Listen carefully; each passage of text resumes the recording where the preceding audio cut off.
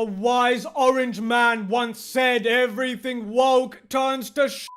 This is like watching a dumpster fire getting smashed by a locomotive. It just keeps getting better. This is unironically giving us the Christmas gift that keeps on giving. It's like finding a 20-pound statue of cringe in your Christmas stocking. It's funny to laugh at, there's no doubt about it. Congratulations, Seth Rogen. You finally made it #1 of something. Bravo, the #1 at sucking bollocks. You made a Christmas special that makes the Star Wars holiday special look like a Christmas story. You went from merely smoking cope to being a full-on cope fiend. At this point, Seth Rogen is basically just a joint sticking out of the side of a melting pile of hairy ice cream covered in pasta sauce. I mean, Seth Rogen is like, I will no longer be working with James Franco. And James Franco is like, thank baby Jesus. But don't worry, Seth. I mean, just buy a new car and wait for someone to break into it again. That always cheers you up because remember, this is the same geezer who thinks people breaking into cars is no big deal because he had his own car broken into multiple times and could afford to pay the damages. This is the same fella who thinks everyone who doesn't like his new show is an ist or a phobe. Color me shocked. He won't admit that the show is actually really bad. He's just going to keep making dumb excuses. That is pretty pathetic. Proving once again that most celebrities don't know jack shit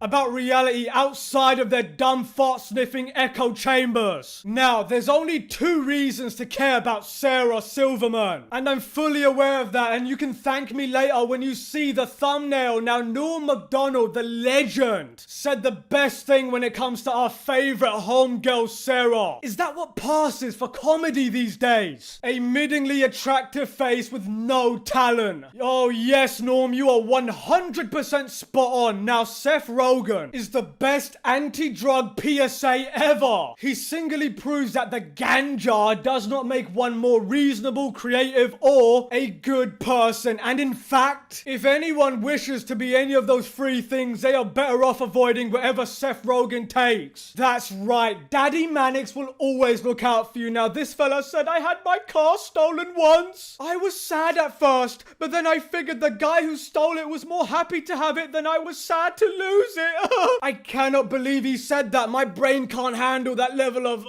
Anyway, the sign of a good comedian is when insulted, he or she laughs it off and then delivers a witty and hilarious comeback. The sign of a bad comedian, though, and you know where I'm going with this, is when insulted, he or she gets offended and tries to demonize the insulter by calling them every ist and phobe in the book. Anyone who doesn't like my talentless hacky comedy is a white Instead of learning from their mistakes like everybody else has to, they just called everyone names. And I am telling you, expect more trash like this because Hollywood hates their consumer base, which is why I have zero problem hating them back. You know, I wish that we could give California and all those plebeian nut jobs their own country and let the rest of us, for Christ's sake, enjoy a normal life. You know what an animated Santa Claus Christmas show really needs? Identity politics and feminism. Nobody, I swear to you, there's not a single person who ever said that. Who knew that no one likes a Christmas film whose entire purpose is to spread disgusting verbal diarrhea? Wait a second, it's almost as if it goes against the spirit of the season. You know, I actually kind of feel bad for the animators. That's a hell of a lot of tedious stop motion work just to crap on a beloved religious holiday and everyone to hate your guts. You know what I think? I think HBO just needed a tax write-off and didn't really care about what 2 moronic has-beens made it. As long as it was a loss. I mean, HBO has become Garbage Inc., not Santa Inc., and it's burning. You know, an adult-oriented holiday special that's edgy and subversive could work. The problem is this show is just not funny at all. The jokes in the trailer for Santa Inc.